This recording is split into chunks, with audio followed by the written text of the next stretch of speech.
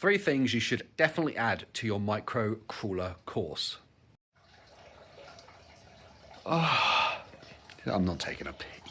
It's the water from there. Honest. All right, here's what we always talk about at Reactive Terrain.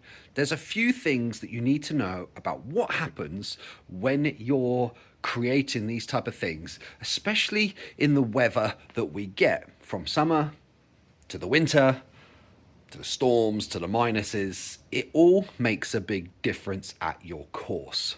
So let's talk about the river system. The river system has ice.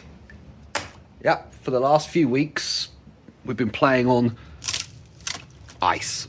Literally solid chunks of ice. And it will keep freezing on and off for the next kind of month or so.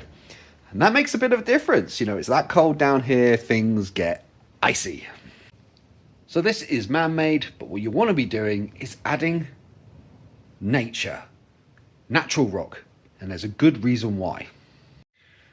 But there's something about the man-made stuff that is very different to the natural stuff. And that's why at Reactive Terrain, we blend natural with man-made.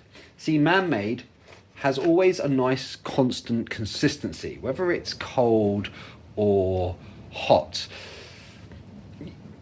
Traction can definitely be impacted when it's really, really cold, but not as much as what it does on the natural rock. And check this out.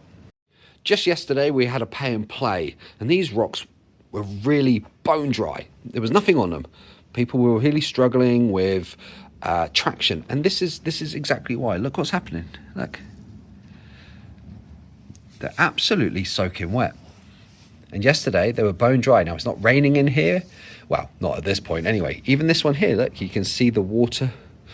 It's where the moisture was frozen on it. And now that the weather's changed, it's coming out in condensation and in damp. So these stones yesterday were really tricky to get traction on. You can see the damp really coming through. And that is why you want to blend natural rocks with your man-made rocks, because in the weather, the different types of climate you get, they're going to react differently, making yesterday's lines non-existent and today's lines, well, completely different.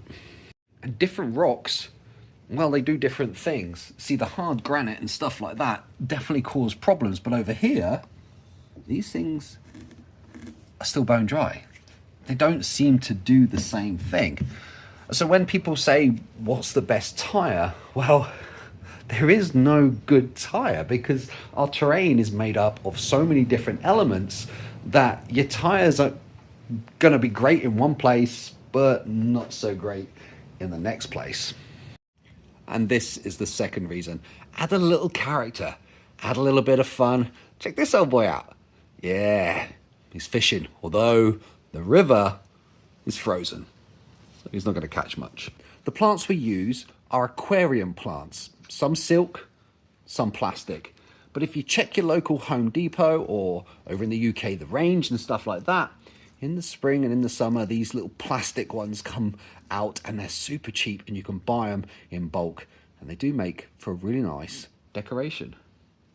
Easy. You can even add natural stuff like moss. Moss has a seasonal growth. In the summer, it's not very great, and it goes a bit yellow because it doesn't get much water. But in the winter and in autumn, it grows in abundance, and we have a great site that gives us absolutely loads of it. We can take it off. Sometimes you can be really lucky. You can get it off in big slabs and then break it up. And it lasts a long time before it kind of looks a little ropey or even dead. But even when it starts to go a little yellow, it still looks super nice and super realistic. So, go out, do a little bit of foraging. Cheap? Well, it's pretty much free if you don't have to drive there. Gets you out in the fresh air for 10 minutes and makes your course look cool. And the third thing you're going to add to your course to make it super realistic and add a really great sense of, well, it does make it really hard. And well, some people don't like it, but we love it at Reactive Terrain. And that is sand, real mud, and tons of grit. And those three elements alone cause utter chaos on your course, and it's super fun. You know, you could just be traveling, minding your own business, heading off to your next rock destination with a ton of sand around your tires, or heading down your riverbank, find yourself knee deep in mud. And then it's the grit. We try and scale the grit. We use potting grit. It's really tiny, really small, and it acts really well and realistic to the 1/24ths and the 1/18ths. And you'll want a lot of that, because that makes trying to get up these things just that little bit harder when there's a big pile of grout. So, 3 things you can add to your course to make it super cool, super realistic, and just that smidge harder when you got your mates round. So if you want to know how to build something as crazy as this, then make sure you get on that subscribe button and hit all the other buttons and follow us. Check out our back history of videos, because we teach you how to build everything. Absolutely everything. For free. Well,